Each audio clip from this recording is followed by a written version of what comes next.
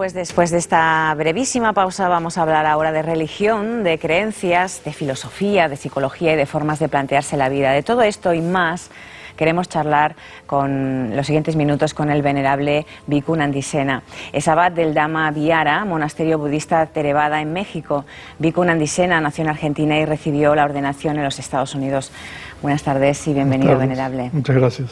Usted es budista Theravada, ¿no? Es correcto. ¿Qué les diferencia del resto de budistas? Cuéntenos. El budismo Theravada es el budismo original. Se originó en la India y adhiere a la lengua Pali. En la actualidad se encuentra en Tailandia, en Myanmar, en Camboya, en Sri Lanka. Y la otra rama es el budismo Mahayana, que se encuentra en Corea, Japón, China, en Vietnam. ¿Y por qué no es tan conocido? El budismo Theravada es el menos conocido, es el último tipo de budismo que llegó a Occidente. O sea, a Estados Unidos, por ejemplo, el budismo Theravada llegó en la década de los 80. Los primeros budismos que llegaron a Occidente fue el Zen y después el budismo tibetano. Y otra razón por la cual es el menos conocido es porque el budismo Theravada es bastante sobrio, no tiene muchos elementos culturales o folclóricos. Entonces, ¿cuál es la enseñanza básica del budismo? Hay un verso en un texto que se llama Dhammapada, que dice: no hacer ningún mal, cultivar el bien, purificar la mente. Esta es la enseñanza de los Budas. En 3 líneas, ahí tienen la enseñanza. Se dice muchísimo.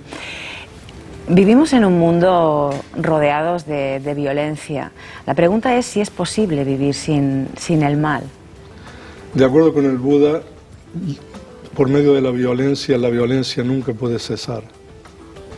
O sea, el Buda dice de que esa es una ley eterna. Entonces, el camino de la violencia nunca conduce a una solución, de acuerdo con el budismo. Ahora, o sea que uno no debería nunca recurrir a la violencia para resolver una situación o un problema.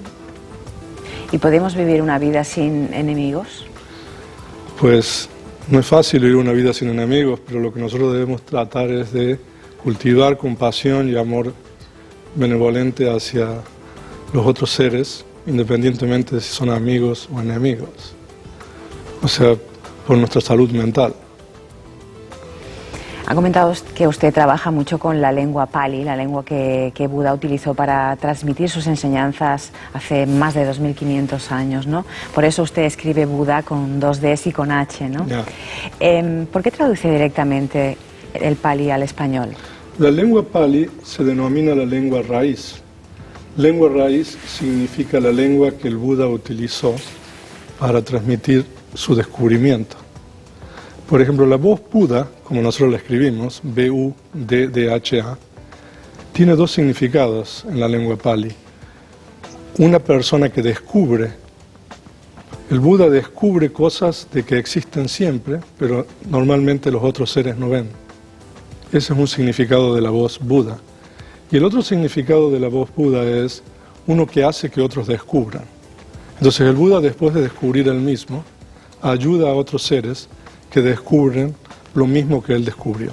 Entonces aquí nosotros tenemos los 2 aspectos. El aspecto de la sabiduría del budismo, que es por medio del cual el Buda descubre, y el otro aspecto es el aspecto de la compasión, que es cuando el Buda enseña, el aspecto del Buda como maestro, ¿no? ¿Y qué es el nirvana? Pues el nirvana es una realidad absoluta, incondicionada. Eso significa que esa realidad siempre existió, existe y existirá. Y es una realidad que nosotros podemos establecer contacto a través de ciertos tipos de conciencia. Y cuando un individuo establece contacto con esa realidad, se dice de que se radican las impurezas de la mente y por lo tanto se elimina el sufrimiento. Entonces, en breve, el nirvana es una realidad absoluta que nosotros podemos experimentar directamente y cuando nosotros la experimentamos, eliminamos el sufrimiento.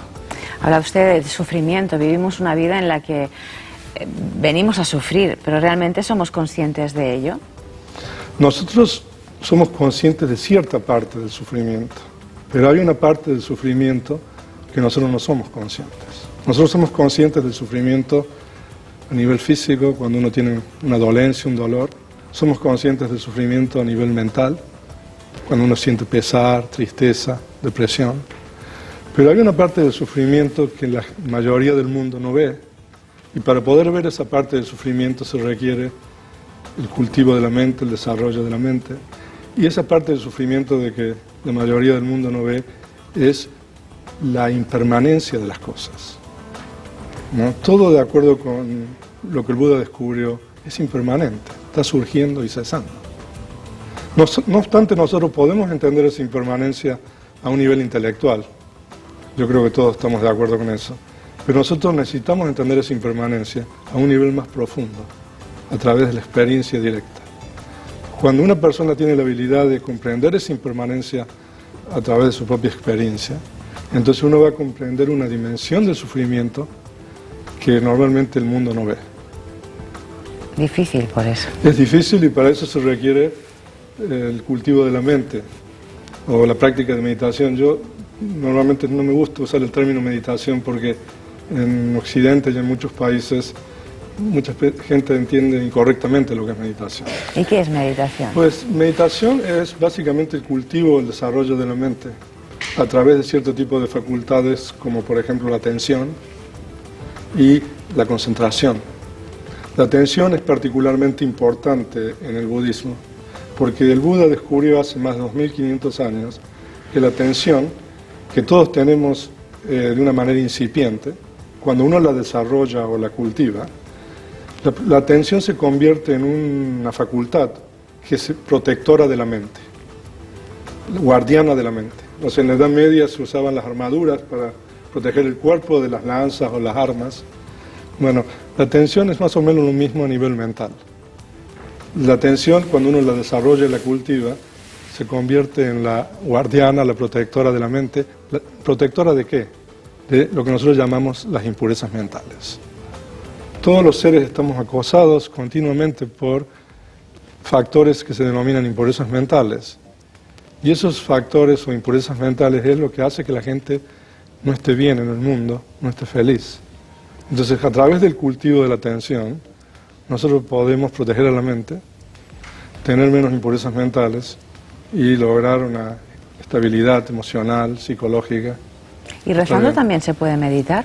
¿Perdón? Rezando, ¿se puede meditar? Ahora, en el budismo hay ciertos tipos de prácticas, ¿no?, que son repitiendo oraciones. Entonces, el repetir una oración es un tipo de meditación que se llama la meditación de tranquilidad. Porque rezando, por ejemplo, uno repite algo una y otra vez por un cierto periodo de tiempo. Entonces, uno pone la mente en eso y excluye una serie de cosas. Entonces, normalmente cuando uno repite algo, la mente se concentra en eso, y cuando la mente se concentra, la mente se estabiliza, se tranquiliza. ¿Se puede ser budista y seguir otra religión? Por ejemplo, ¿se puede ser católico y budista? Ahora, se puede practicar el budismo y pertenecer a otra religión, porque la práctica fundamental del budismo es la parte de la ética, que es una ética universal, de no causar sufrimiento a los demás, y la práctica del cultivo de la atención, que es una práctica en primer nivel psicológico. Entonces uno puede practicar el budismo, pero para ser budista específicamente se requiere que uno tome el refugio, que se llama, ¿no? Y tomar el refugio es aceptar al Buda, que es el maestro, lo que nosotros llamamos el Dhamma o el Dharma, que es la enseñanza, y el Sangha, que es la comunidad monástica. Entonces, el acto de ir por refugio a estos tres, se llaman las tres joyas, a Buda, la enseñanza y la comunidad monástica, eso hace de que un individuo sea budista. Entonces, normalmente si uno va por refugio, entonces uno está aceptando el budismo como su creencia, su religión. No, pero uno puede practicar perfectamente el budismo y sobre todo los aspectos fundamentales de la ética y del cultivo de la atención sin ser budista y beneficiarse de lo mismo. ¿Usted qué cree, qué opina del fanatismo religioso? El problema quizás es que hay mucha gente que piensa que solo existe una verdad. Pues de acuerdo con el budismo, el fanatismo religioso es un gran problema que no solamente existe ahora, sino que ha existido a lo largo de la historia. Y de acuerdo con el budismo, el fanatismo religioso corresponde a lo que nosotros llamamos una creencia errónea. El fanatismo religioso pertenece a una categoría de una creencia errónea. De acuerdo con el Buda, hay dos tipos de creencias: creencias falsas y creencias verdaderas. El fanatismo religioso pertenece a la categoría de una creencia falsa, porque una creencia falsa se define muy brevemente como una creencia que hace que uno cause sufrimiento a otros. Una creencia verdadera es una creencia, de acuerdo con el budismo, que hace de que uno realice acciones sin causar sufrimiento a otros y para el bien de los demás. En tiempos de crisis, venerable, de falta de trabajo, con problemas económicos, con aumento de la violencia, como hablábamos anteriormente, ¿qué nos puede aportar el budismo ya como manera filosófica de ver la vida, no solo como religión? Pues hay una parte, el Buda dice de que hay una parte de que va más allá del individuo, que corresponde a los gobernantes, a los líderes, a las instituciones. El Buda dice de que los gobernantes, los líderes, las instituciones deberían proveer a las personas que viven en esa sociedad de condiciones básicas de vivienda, alimentación, podríamos decir salud y educación. Entonces, desafortunadamente eso no es el caso en muchas sociedades. Entonces, cuando hay carencias con relación a eso, existen condiciones en una sociedad para que los individuos no vivan de acuerdo a los principios éticos.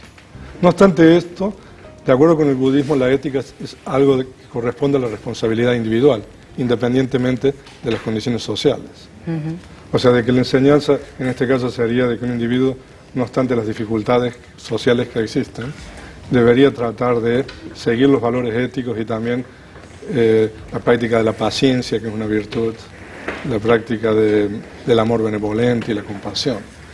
Usted dice que es muy importante el cultivo de la mente para su filosofía de vida, su religión. ¿Irían las cosas mejor si ese cultivo de la mente lo aplicáramos ya desde a la gente, a los niños, desde muy pequeños? Pues yo creo que es fundamental. Habría que enseñar a partir de la escuela primaria qué son los estados sanos de la mente, qué son los estados insanos. Esto no tiene nada de religión.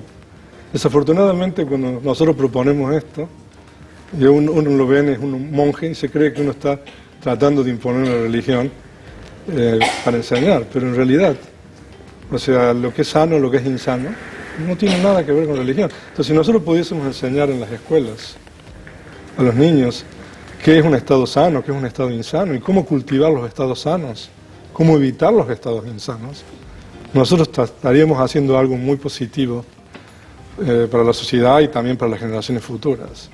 Ya incluso en Estados Unidos, estas cosas en algunas escuelas se están haciendo. Decía Nietzsche que si sabemos el porqué de las cosas, es más fácil encontrar el cómo, y que si tenemos una razón por la que vivir o por la que seguir luchando y viviendo, encontraremos el cómo hacerlo. ¿Usted qué cree? Pues yo creo que está bien lo que él dice.